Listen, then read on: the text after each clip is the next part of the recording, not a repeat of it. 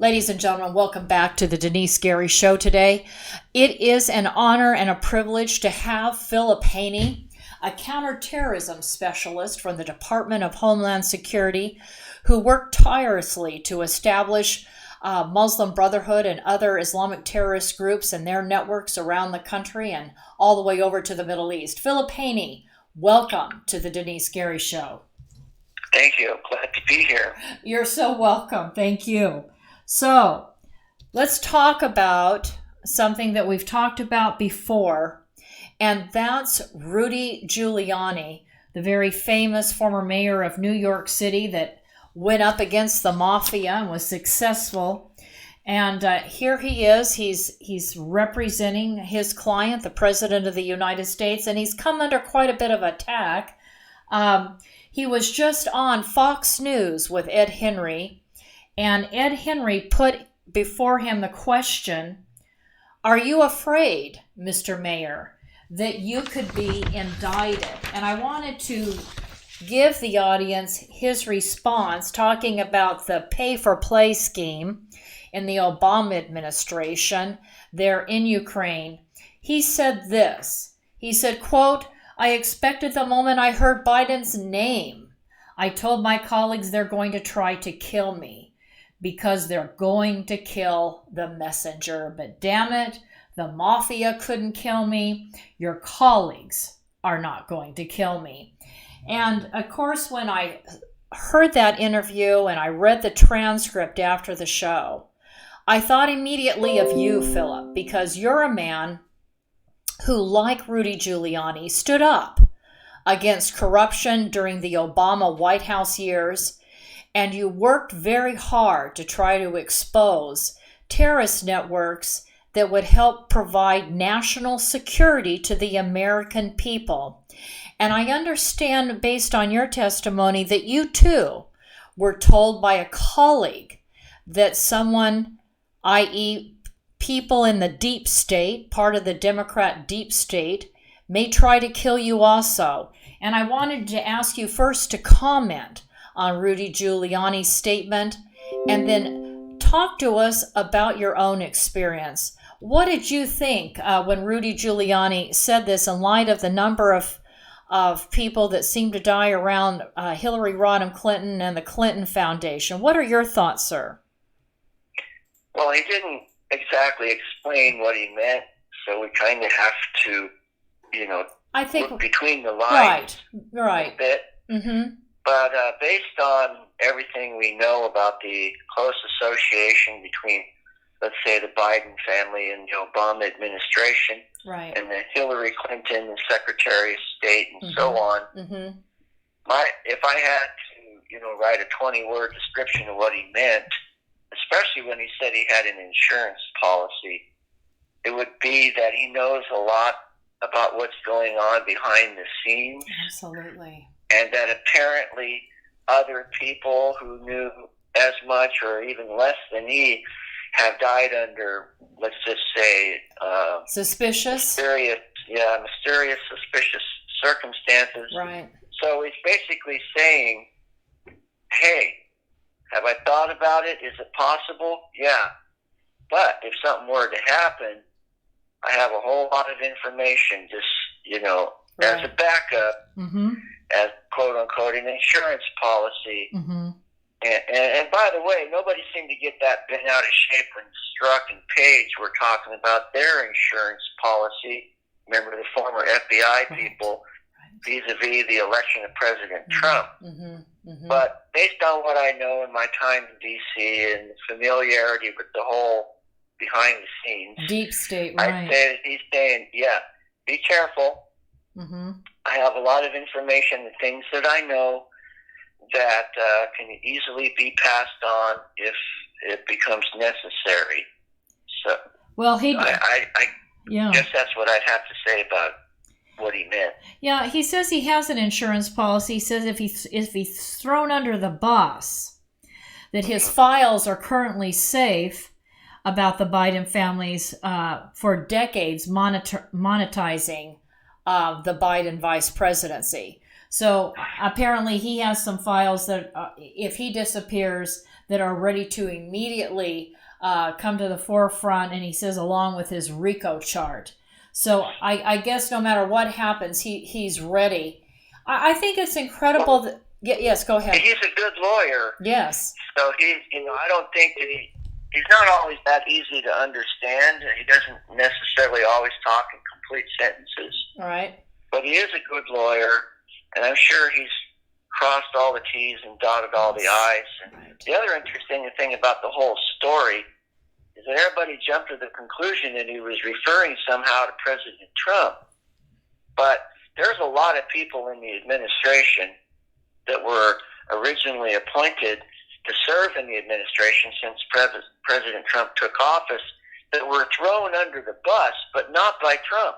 No. They were thrown under the bus by people Democrats. in positions of authority within DOS or DHS or state or even within the executive branch of the government. So Absolutely. I can name several people who were thrown under the bus.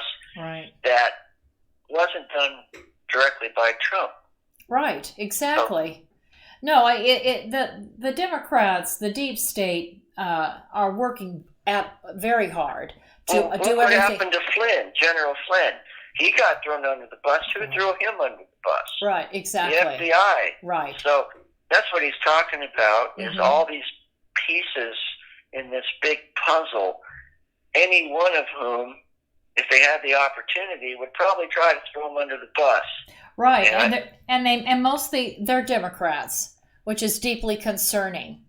But I want to get to your story, because your story basically underscores what Rudy Giuliani is talking about. You're a man that worked night and day to try to help make this country, the American people, safer in their beds at night by exposing Islamic terrorist networks. And you bring this information to the table, and it's my understanding that that when the Democrats got hold of it, they threw you under the bus. Tell us your story and how you were somebody that was told that as the messenger, you could be targeted for death yourself. Yeah, it's not just something that might have happened or somebody said could happen. It actually did happen. And it started out with an appearance before the acting Inspector General of the Department of Homeland Security. His name is Charles Edwards. It was on July 26, 2013. And I had just given a briefing to him and members of Congress on both sides, Senate and House, particularly in this Intelligence Committee, the Judiciary Committee, and the House Homeland Security Committee. This was in the Ford Building, which is the offices of the Homeland Security Committee, kitty corner to the Rayburn Building, which is one of the House offices for the members of the House, and behind that, the Capitol. U.S. Capitol. So we're standing on 2nd Street after the meeting. There's no traffic because they're working on the street. So we're standing in the middle of the street, and I'm talking with Joe Schmidt, who at the time was my pro bono lawyer. He used to be an IG in the Green Zone in Iraq, so he was no lightweight himself. Right. And I was with the chief executive of Louis Gohmert, who's a pretty well-known member of the House itself. We were debriefing after, and Joe Schmidt says to me, we're standing there inside of the Capitol. He says, Philip, you just in the short briefing that you gave today, you have cases embedded within cases. And then he said, he tapped his forehead with his index finger. He said, Philip, the things that you know, the things that you have in your head, people will kill you for. And he wasn't talking about jihadis from Yemen. Right. Or Somalia, somewhere far, far away. He was talking about the deep state. People in my own agency, my own kind of colleagues in the government, not people far away. I imagine people within the Obama administration that wanted to shut you down, just as just as the Democrats want to shut down Rudy Giuliani, just as people want to continue to shut down anybody that tries to expose the... They did it. It wasn't just a try. Right. They did it. Yeah, right, exactly. They not only... There's three things that they do. 3 levels. The first thing they try to do is just plain ignore it. Hopefully it'll go away. And you see a lot of that in the government. Just ignore it. But they couldn't just ignore it because the evidence, the information in the classified database was too good. It was watertight. So then the next thing that they have to do, if they can't just ignore it, is delete it, to get rid of it. Which is what the Obama administration did to you. They deleted those files. And they try to do it to people, too. Right. Well, and that's the third level. Right. They're virtually never satisfied with simply deleting information. Once they get to that level, then they have to take the third step. They go after the person that put the information in the system in the first place. Yeah. Try to destroy their career. Destroy their life. Right. Yes. Right. That's the third level. And I went through all 3. Right. 9 times. Not just once.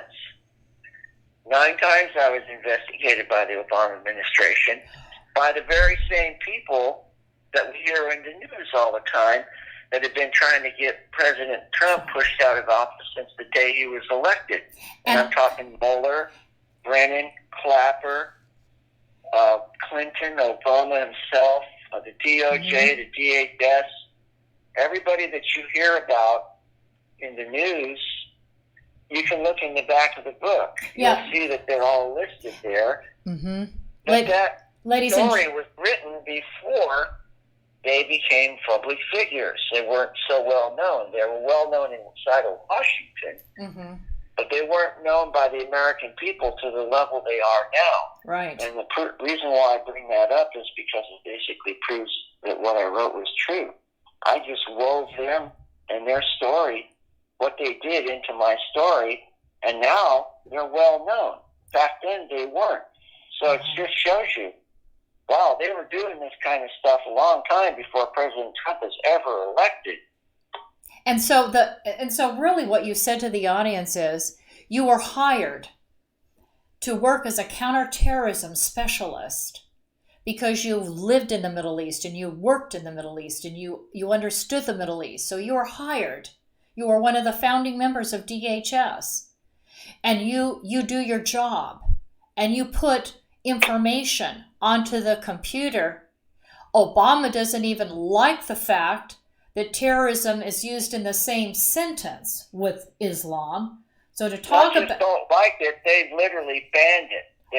They banned it. Prohibited from even being discussed. Right, that's right. And I remember that. That was banned. And so there you are doing your job. You've put this information on computers that are classified. You know, this is secret, top secret information. You've got it on the computers, and the next thing you know, you're being indicted for misusing government computers when that was your job to establish these networks with the Muslim Brotherhood and other terrorist groups during, you were the one that was, working on how in the world did people in San Bernardino, California wind up all being killed. A group of people that were social workers, of all things, social workers in San Bernardino, California, all being killed.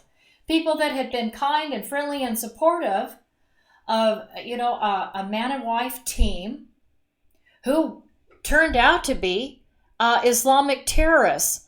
I think that's absolutely incredible that a man who was working in Iraq and knows all about terrorism would say, you might be killed.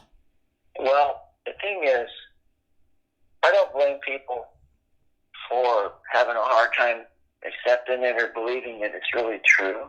Right. If things were the way they should be, those kind of things wouldn't happen. But it did happen. Continues to happen. As you pointed out, people died because of it.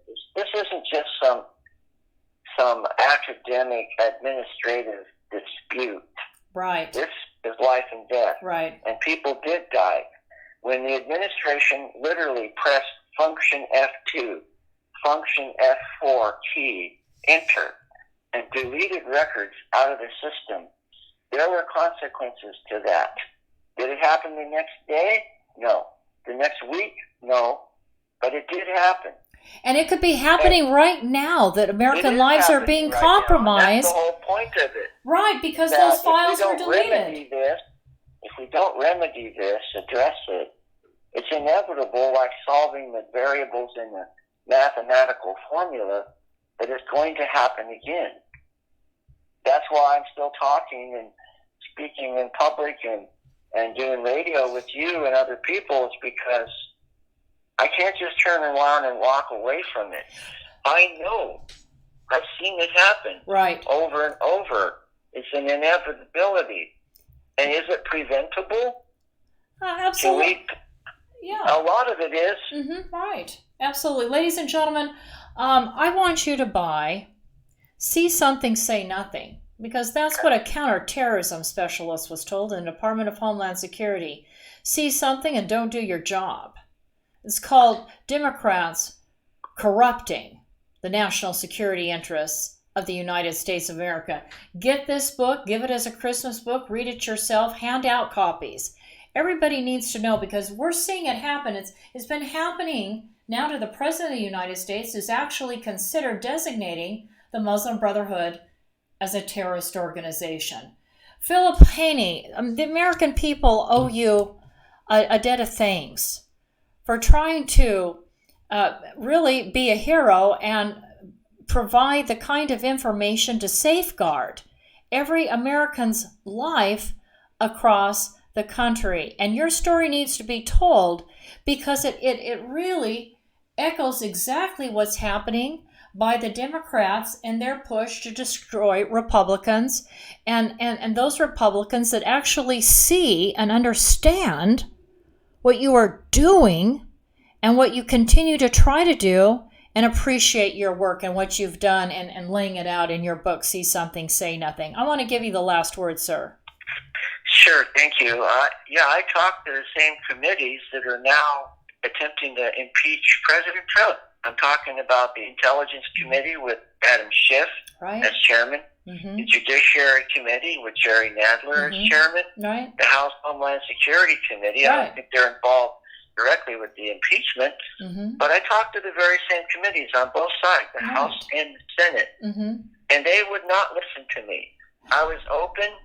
I didn't ask for anonymity. I walked right in there and stood right up and just said it right out, plain. And they ignored what I said. And that's why, I hear them, virtue signaling and all this drama about the safety of the whistleblower.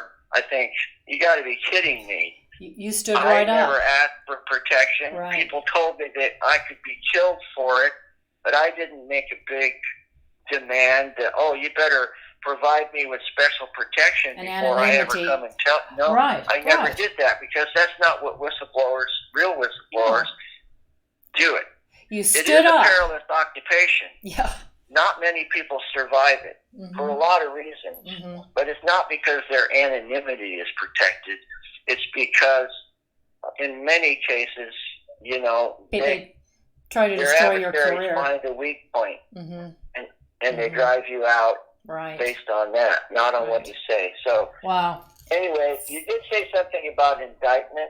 Right. Actually, the Department of Justice convened a grand jury to find probable cause to indict me on misuse of a government computer. That was DOJ I'm talking about, grand jury. But they could not find probable cause. But they were going to indict me on criminal charges and put me in jail for using the government computer to put the classified information into the system. They were going to indict me and put me in jail for doing exactly what my job was. Right. That's how crazy it was. Yes, exactly. It absolutely is. It's incredible. Thank you, Philip Haney, for sharing your story. You really are an American hero, and it hurts me and it hurts the audience to know that somebody that was doing their job and trying to protect the American people was actually thrown under the bus, as so many people have been who have worked for President Trump and tried to do the right thing on behalf of the American people. And now President Trump is being deep stated by Democrats, and it's just so unfortunate. But I'm so thankful to you that you're standing up and telling your story on the Denice Gary Show. We appreciate it, and we just want you to continue to have a great Thanksgiving holiday. Thank you, Philip Haney, for coming on the Denice Gary Show. You're very welcome. Thank you for asking me, and I appreciate it. Thank you, sir. Yes, thank you, sir. Bye-bye. Bye.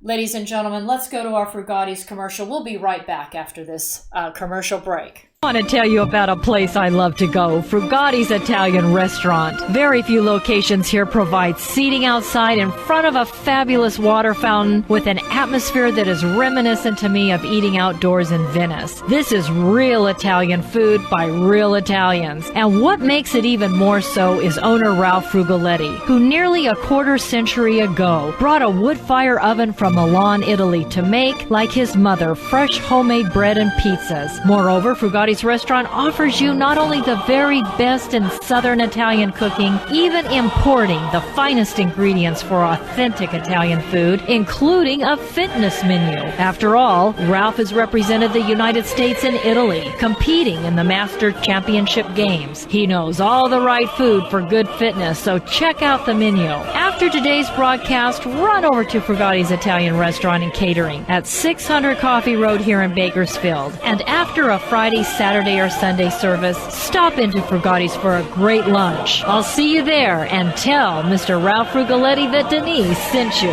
Salute. Bon appetito. Ladies and gentlemen, I want to talk about Anita's product. All of you know by now, Scott Baker, the former Marine Corps officer, is the president and owner.